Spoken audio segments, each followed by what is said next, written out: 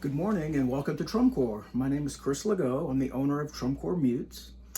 You might notice a different backdrop behind me today. Well, it's 10 degrees in my workshop, so I'm here in the office today for this video. And I wanted to share a little bit of history with you of TrumCor and our products. In a previous video, I mentioned TrumCor just celebrated 30 years as TrumCor from 1994 through 2024. But our history goes back much further than that. And that's what I want to talk about today. So to preface, lots of these details of dates especially have come from an article written by Nicholas Smith. And this article was derived from his doctoral dissertation of 1980. So thank you to Nicholas Smith and his article and dissertation for these details. So I want to talk about a man named Frank de Paolis. Frank was born in 1891 in Italy. He ended up migrating to the United States and settled in Philadelphia area. And he was a hornist. He was a very accomplished musician. In fact, he was, by 1921, he was the assistant principal horn of the Cleveland Orchestra. Then later on went to the Philadelphia Orchestra. He played in New York City in the Radio City Music Hall and the ABC Radio Orchestras. So he was a very accomplished musician.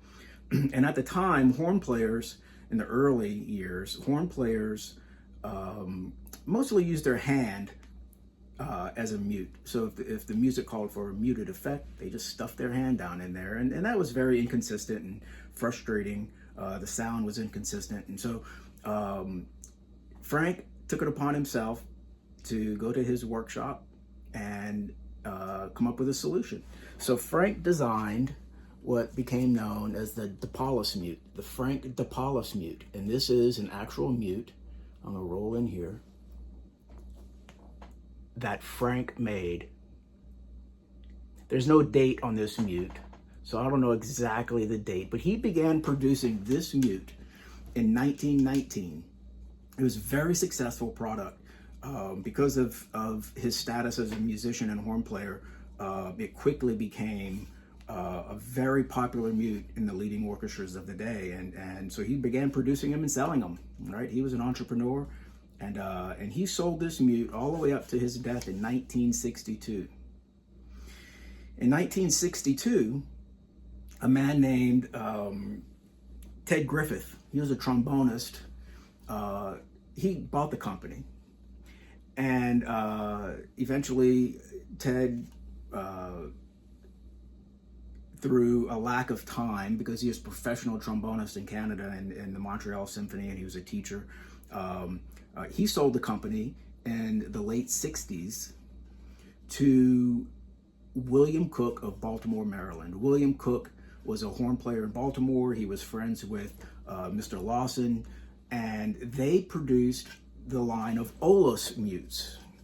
They continued Frank's designs through the brand of Olus mutes. And this is an Olus mute. This is a horn mute, a number 5 practice mute. We call it a number 5 practice mute. This was produced in Baltimore, Maryland. And here's another Olus mute. The sticker's all worn out.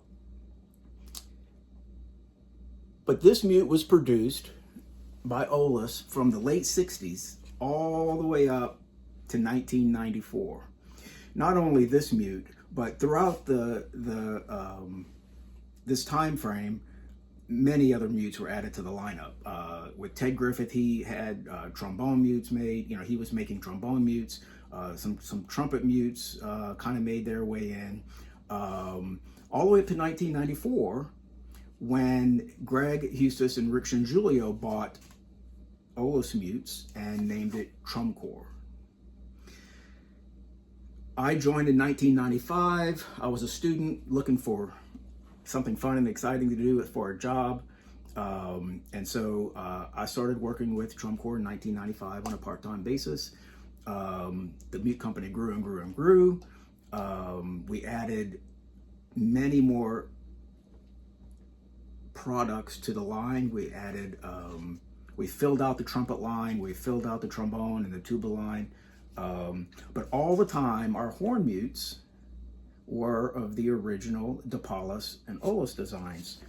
And after 2000, right about 2000, 2001, through listening to our customers in the market, we added metal spinning to our production. I taught myself how to spin, and we designed the straight mute was the first metal spun mute. Then we did the cut mute, and then eventually the zinger, all the metal mutes that you know today.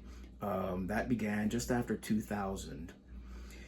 And so through my tenure with TrumCor, Heather Test would have been the longest serving business manager for us. She was in over 20 years with TrumCor.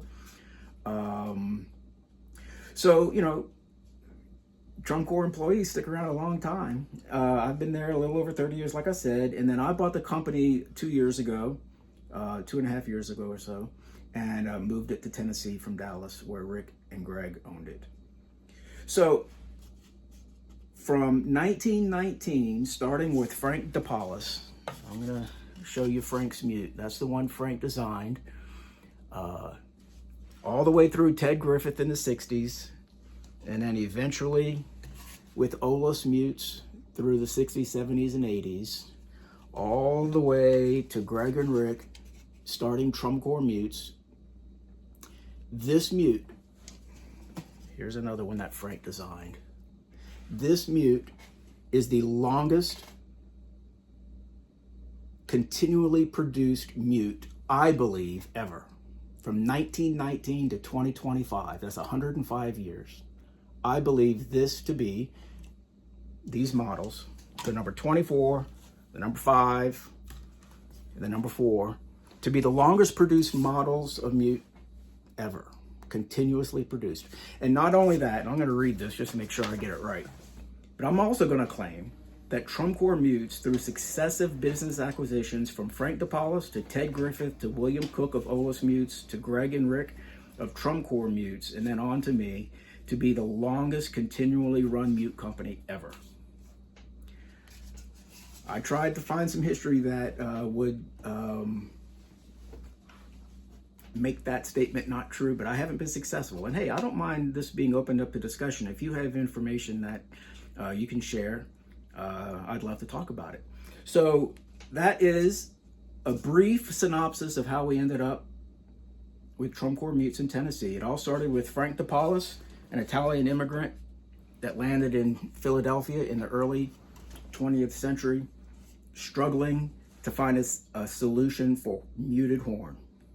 And Frank's struggle as a professional musician led him to this design.